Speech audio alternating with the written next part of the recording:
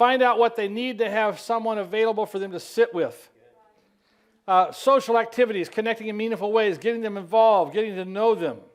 Get them involved within 3 weeks. That's excellent stuff right there. Somebody heard you on that. And by the way, he does that well. Mentor them by having them come along beside you in doing something. Shadow them, not expecting more than 2 times a month. Okay? Man, they were listening to your whole thing there, Nate. And now we're back off the screen again. So, build relationships and get to know them as a person, not as a call to duty. Good stuff. Keep going and don't give up. Make a plan, hosting young adult date nights with church, providing childcare, monthly social events, engaging individuals, seeking out their talents. If I knew, I would not be here today. I like honest people. I like that. Listen to what they want, connect with them, involve them in church activities. All right. Yeah, you came looking for the silver bullet, didn't you? We talked about that at the beginning. Where do you think your strongest pushback will come from? What will you do to anticipate and meet it with grace? You think the strongest pushbacks can come from elderly members, older members, open discussion about issues to come to an agreement, involving them in planning. So you've got to start thinking about how you're going to respond before you get there so that you respond in a God-honoring way. Otherwise, you get mad and you respond ways you regret later.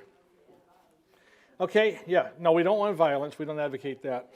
Okay, we, our own mind and body and spirit, are our own pushback. We don't foresee any other pushback. Okay, good.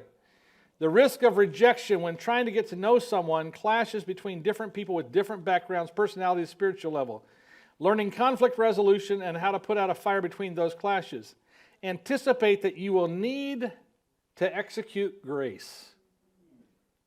Boy, isn't that the truth? Remember, we all have different traits to bring to the table and are meant to work together for the bigger vision and mission. Pray and ask for the Holy Spirit guidance during those pushbacks.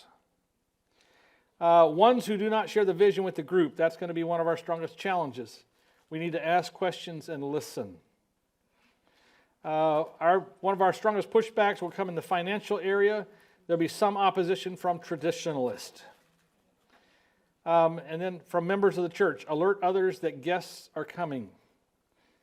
All right. Thank you guys.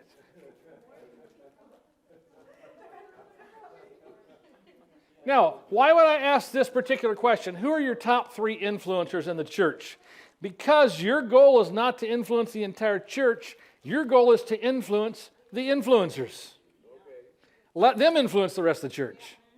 And recognize again, it takes what? Time. Don't be in a hurry.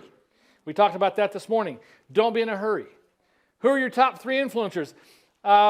Church officers are not these people wield influence. They're the ones that when you're on church board, when they say, well, and they're usually very humble people, well, I think we should, and everybody goes, oh, yeah, let's do that.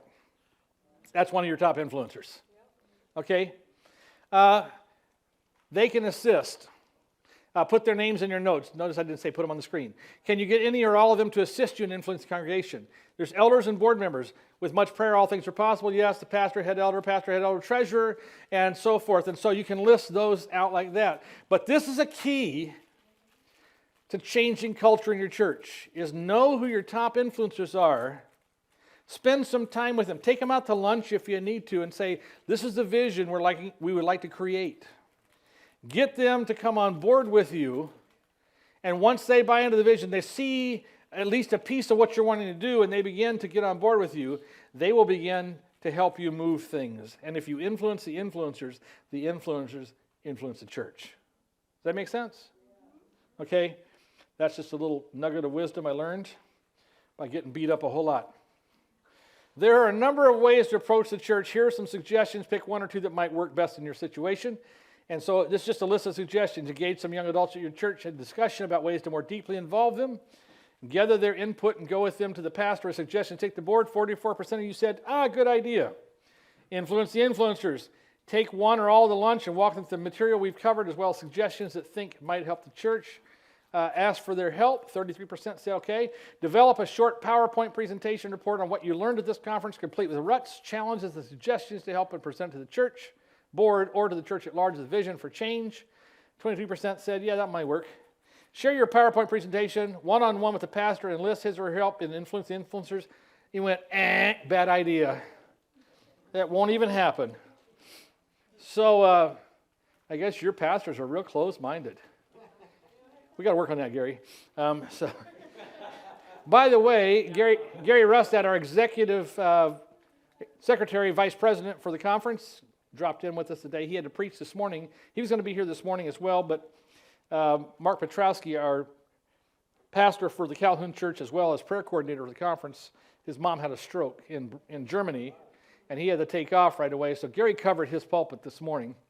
But we're glad he came. We also have Tammy Fisher, our conference communications director here. And we're going to take a break in just a minute, but what I want everybody to do first is come up and kind of stand between these two pillars. We're going to do a group picture.